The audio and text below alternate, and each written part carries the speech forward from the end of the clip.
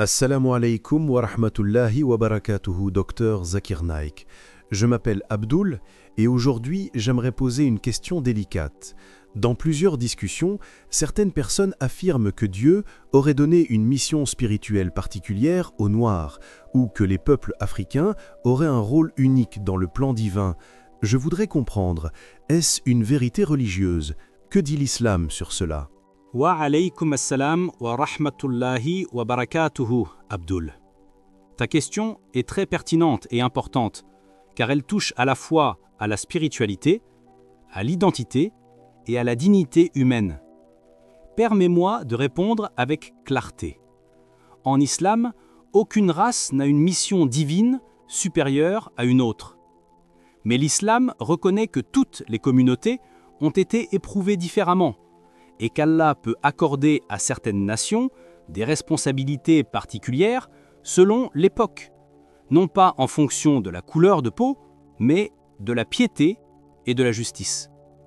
Le prophète sallallahu alayhi wa sallam a dit dans un hadith authentique « Allah ne regarde ni vos corps ni vos apparences, mais il regarde vos cœurs et vos actes. » Sahih Muslim. Donc, si une mission existe, elle est basée sur la foi, pas sur la couleur. Je comprends, docteur Zakir. Mais certaines personnes disent que les Noirs, surtout en Afrique, ont souffert énormément dans l'histoire, esclavage, colonisation, humiliation, et que ces épreuves prouvent qu'Allah leur a donné une sorte de mission particulière, comme si leur patience était un signe de grandeur spirituelle. Qu'en pensez-vous? Abdul, lorsque tu évoques les injustices subies par les peuples africains, il est essentiel de replacer ces réalités dans une perspective à la fois historique et spirituelle. Les événements que tu mentionnes ne sont pas de simples épisodes isolés. Ils forment une longue chaîne d'épreuves qui a marqué des générations entières. L'esclavage transatlantique, par exemple, n'a pas seulement entraîné la déportation de millions d'êtres humains, il a brisé des familles, effacé des identités, déraciné des civilisations entières de leur terre natale. La colonisation, elle, s'est imposée comme un traumatisme collectif prolongé, confiscation des richesses, destruction des systèmes politiques traditionnels, marginalisation culturelle. L'exploitation économique, sous diverses formes, a continué à maintenir ces peuples dans une situation de dépendance. Et même aujourd'hui, les discriminations contemporaines témoignent que l'ombre de ces injustices n'a pas disparu. Pourtant, dans le regard de l'islam, la souffrance ne signifie jamais la diminution d'un peuple. Les épreuves ne sont pas une marque d'infériorité, elles sont parfois une indication de la force intérieure que Dieu a déposée dans une communauté. Le verset que j'ai cité, de la sourate Al-Baqarah, n'est pas seulement une consolation morale, il s'agit d'un principe universel dans la dynamique spirituelle d'Allah. Quand il impose une difficulté, ce n'est jamais au-delà de la capacité réelle de celui qui la porte. Ainsi, si l'histoire a imposé aux Africains des charges d'une intensité exceptionnelle, c'est que leur capacité de résilience, de patience et de courage était elle aussi exceptionnelle. Ce point est très important pour comprendre la dimension spirituelle du sujet. La mission qui découle de l'épreuve n'est pas une mission fondée sur la race, mais sur la réaction intérieure. L'islam enseigne que la patience, sabr, n'est pas une simple endurance passive, c'est une constance noble, un maintien de la dignité même lorsque tout semble perdu, un refus de laisser la souffrance détruire le cœur. Et lorsque l'on observe le parcours des peuples africains, on voit cette constance inscrite dans leur histoire. La résistance contre l'injustice, la faculté de se relever après l'humiliation, l'attachement fort à la spiritualité, qu'elle soit islamique, chrétienne ou traditionnelle, sont autant d'indicateurs d'une profondeur humaine exceptionnelle.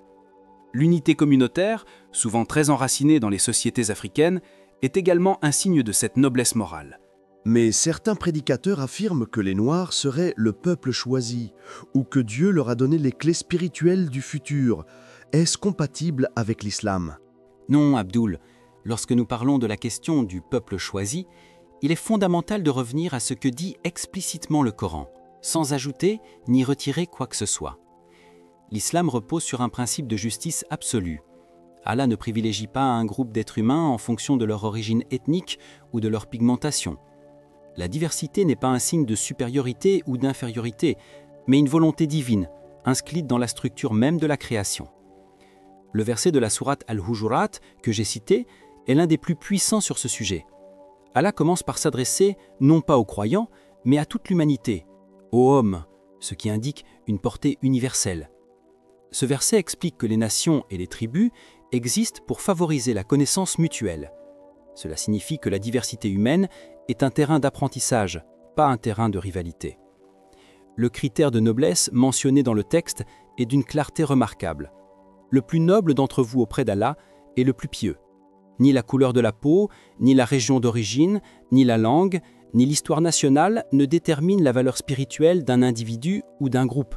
Seule la piété, c'est-à-dire la conscience de Dieu, la droiture dans les actes, la sincérité du cœur, détermine la véritable noblesse aux yeux d'Allah. Cependant, cela ne signifie pas que l'histoire n'élève pas certains peuples par le biais de leurs épreuves. Lorsque je dis qu'un peuple opprimé peut devenir un exemple pour le monde, je m'appuie sur un schéma récurrent dans le Coran. Allah éprouve certaines communautés de manière intense, et si elles font preuve de patience, d'endurance et de foi, leur histoire devient une leçon pour les autres. Les enfants d'Israël sont un exemple classique. Ils ont été opprimés par Pharaon, humiliés, persécutés, réduits en esclavage, et pourtant Allah les a honorés en leur envoyant des prophètes et une révélation, non pas parce qu'ils appartenaient à une race particulière, mais parce qu'ils avaient été éprouvés, et qu'il a voulu faire de leur histoire un rappel pour les nations futures. C'est dans ce même sens que nous devons comprendre la situation des peuples noirs aujourd'hui. Les Noirs ne constituent pas un peuple élu dans la théologie islamique, car l'islam rejette toute élection basée sur l'origine, mais il est bien vrai qu'ils forment un peuple profondément éprouvé. Et dans la logique spirituelle du Coran, l'épreuve, lorsque la foi demeure vivante, devient un marqueur d'honneur. Les peuples noirs ont porté le poids de siècles d'injustice, mais beaucoup parmi eux ont également préservé leur dignité, leur spiritualité et leur sens de justice. Cette constance, qui en islam, peut transformer une communauté éprouvée en un exemple pour d'autres.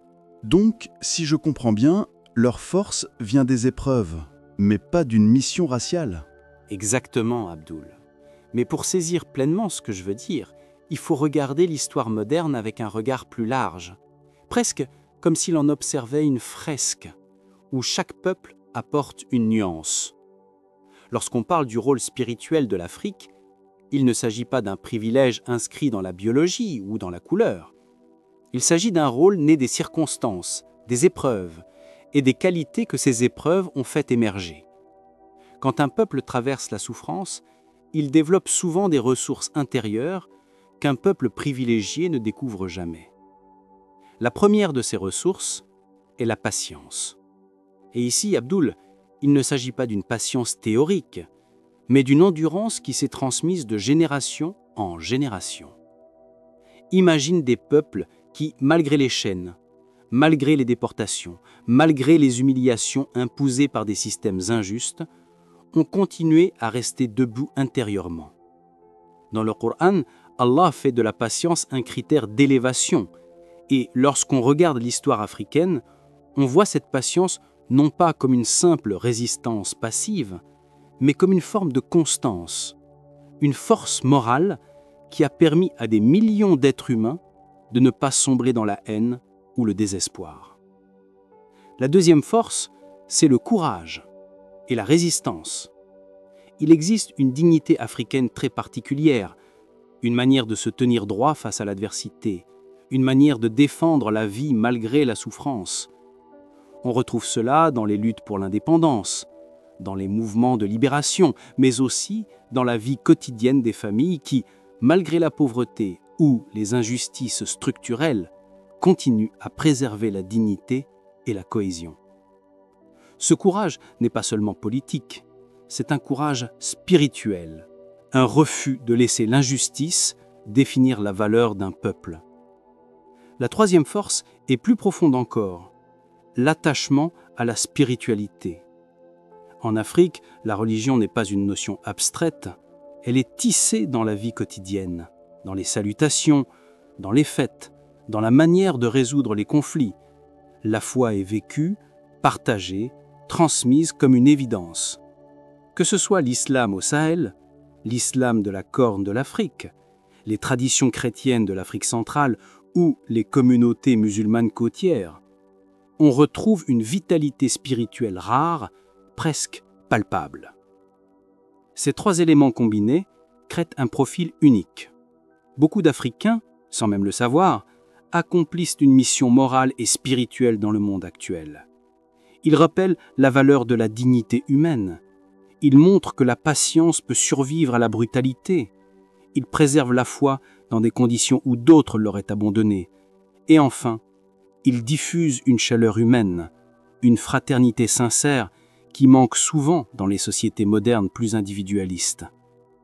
Ce n'est pas une mission imposée par la race, mais une mission humaine, née des circonstances et de la force intérieure que Allah leur a accordée. Mais, docteur Zakir, certaines personnes disent « Les Noirs ont été rabaissés par l'histoire, mais Allah les élèvera à la fin ». Est-ce une idée islamique? Exactement, Abdul.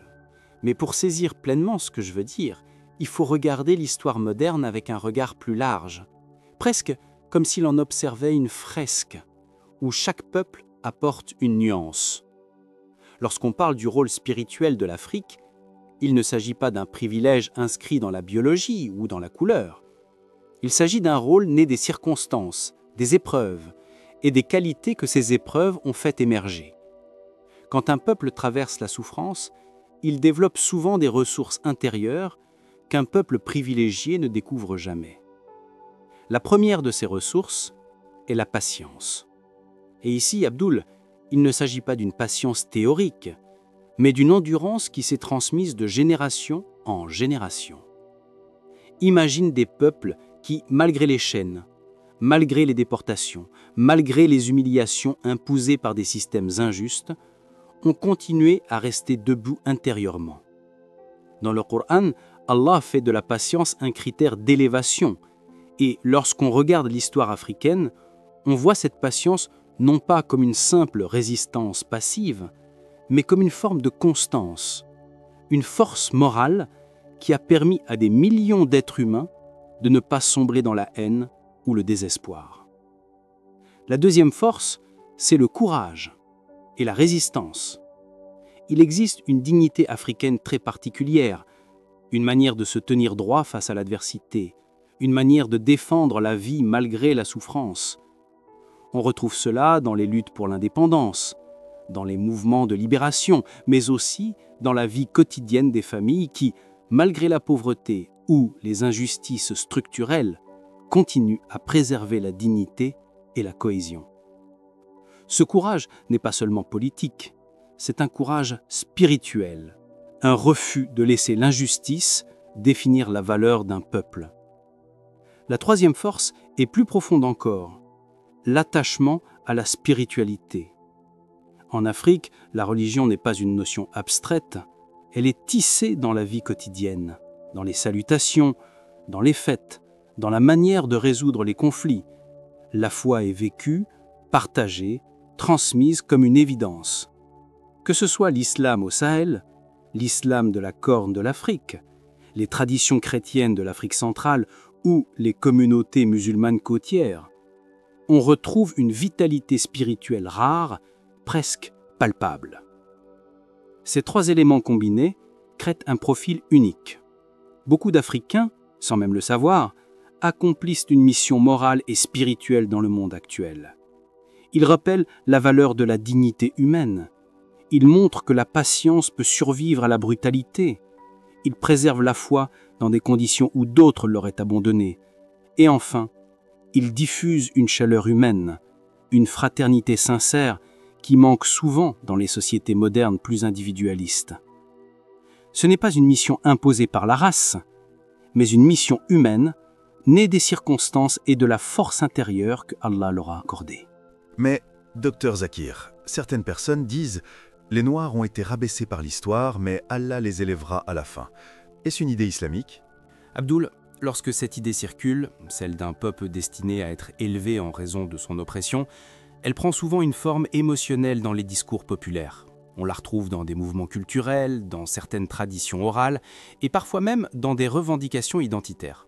Mais l'islam demande toujours que nous analysions ces croyances à la lumière du Coran, car seule la révélation peut nous guider vers une compréhension juste et équilibrée. L'idée que tu mentionnes ne peut donc être acceptée qu'à condition de la replacer dans le cadre théologique exact que l'islam établit. Quand Allah parle d'élever les opprimés, il le fait dans un langage volontairement universel. Ce qui est frappant dans la sourate Al-Qasas, verset 5, c'est l'absence totale de précision sur l'identité du peuple mentionné. Allah dit Nous voulions favoriser ceux qui avaient été opprimés sur Terre. Il n'est pas question d'une ethnie, d'une nation ou d'un continent. L'oppression elle-même devient le critère, et non un attribut physique ou culturel. Cela signifie que l'épreuve est un terrain sur lequel Allah peut accorder une faveur, mais pas une identité à laquelle il attribue un statut supérieur. Si certains peuples, comme les Noirs dans l'histoire moderne, ont subi une oppression particulièrement sévère, cela ne leur confère pas automatiquement un rang spirituel supérieur. Ce qui ouvre la porte à l'élévation, c'est la manière dont ils répondent à l'épreuve.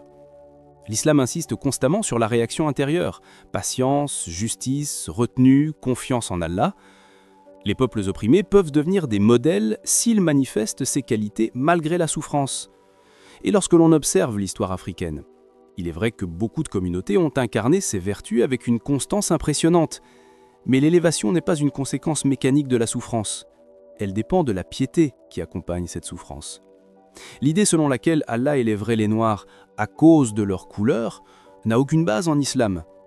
En revanche, l'idée selon laquelle Allah pourrait les élever en raison de leur patience et de leur foi dans l'adversité s'aligne parfaitement avec les principes du Coran. L'islam ne récompense pas un peuple selon sa nature biologique, mais selon sa réaction morale et spirituelle. Ce principe permet de comprendre pourquoi certaines communautés éprouvées deviennent des sources d'inspiration pour le reste du monde, tandis que d'autres, malgré l'oppression, n'atteignent pas ce niveau d'exemplarité. Tout repose sur la qualité du cœur et sur les actes accomplis au sein de l'épreuve. Je vois. Alors, comment peut-on expliquer qu'un peuple entier développe une force spirituelle particulière ? Abdul, lorsque nous parlons des épreuves comme forge de la lumière intérieure, il faut imaginer ce que cela signifie sur plusieurs générations, et non seulement sur des individus isolés. Une épreuve, lorsqu'elle se répète, lorsqu'elle s'étend sur des siècles, crée une transformation profonde dans le cœur collectif d'un peuple. Ce ne sont pas seulement les événements eux-mêmes qui marquent la conscience, mais la manière dont chaque génération apprend à y répondre, à se relever, à reconstruire, à transmettre quelque chose de plus fort que la douleur.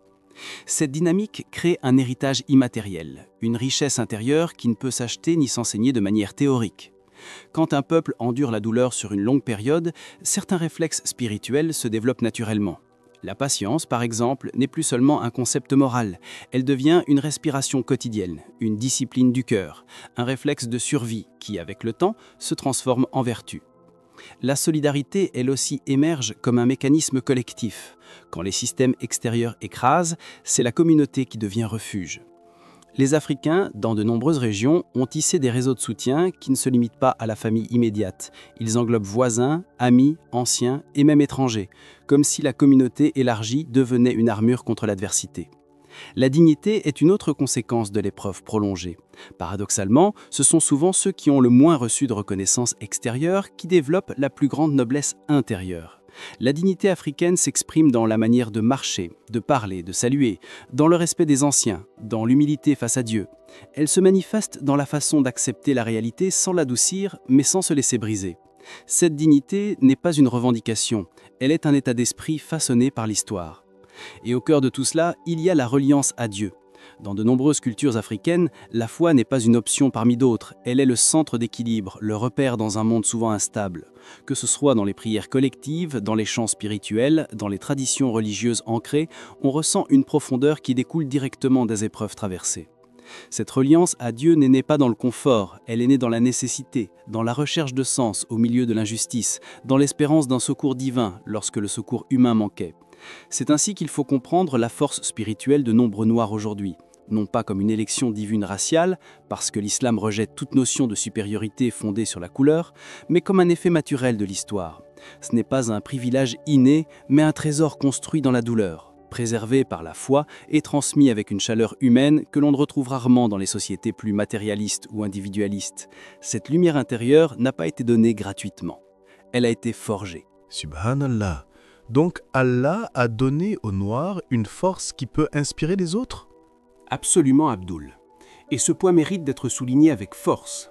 En islam, la valeur d'un individu ou d'un peuple ne se mesure pas à ce qu'il possède, ni à son statut matériel, mais à la qualité de son caractère. Le prophète sallallahu alayhi wa sallam l'a rappelé dans de nombreux hadiths.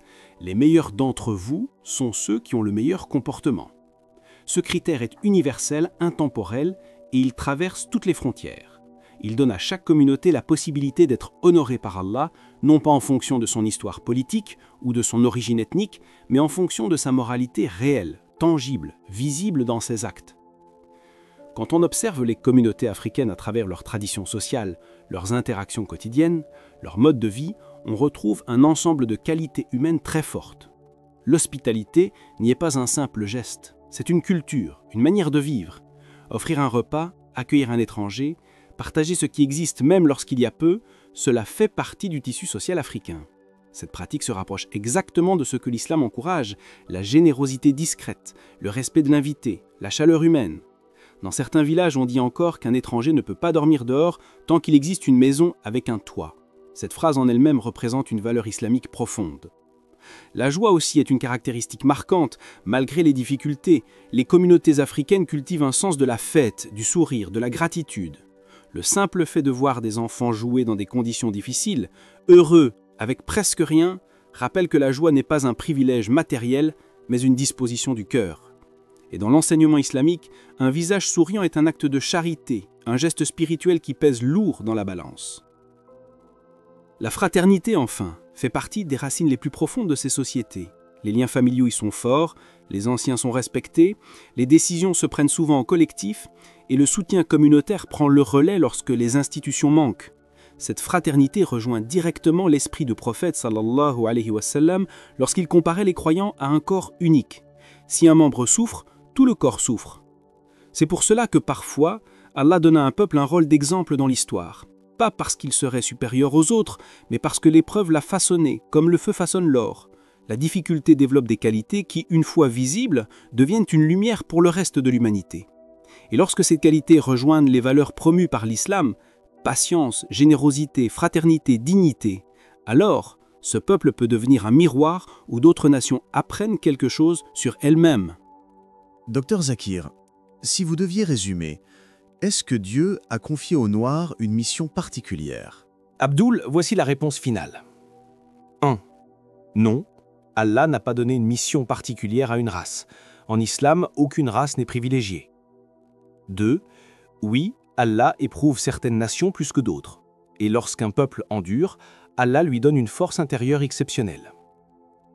3. Oui, beaucoup de Noirs portent aujourd'hui une lumière née de la patience, de la foi et de la résilience. Et cette lumière peut servir d'exemple au monde. Leur mission n'est pas raciale, mais spirituelle. Préserver la dignité, être un modèle de patience, transmettre la chaleur humaine, rester ferme dans la foi et rappeler que l'honneur n'est pas dans la peau, mais dans le cœur. Allah dit dans le Coran, « Le plus noble d'entre vous est le plus pieux ». Et le prophète Allah le louant et le bénisse a dit « Les gens sont égaux comme les dents d'un peigne ». Alors, si les Noirs brillent dans l'épreuve, ce n'est pas une faveur basée sur la race, c'est une récompense basée sur la foi et la patience. Qu'Allah honore tous les peuples opprimés, qu'il élève ceux qui patientent, et qu'il nous rende humbles, justes et fraternels. Wallahu a'lam.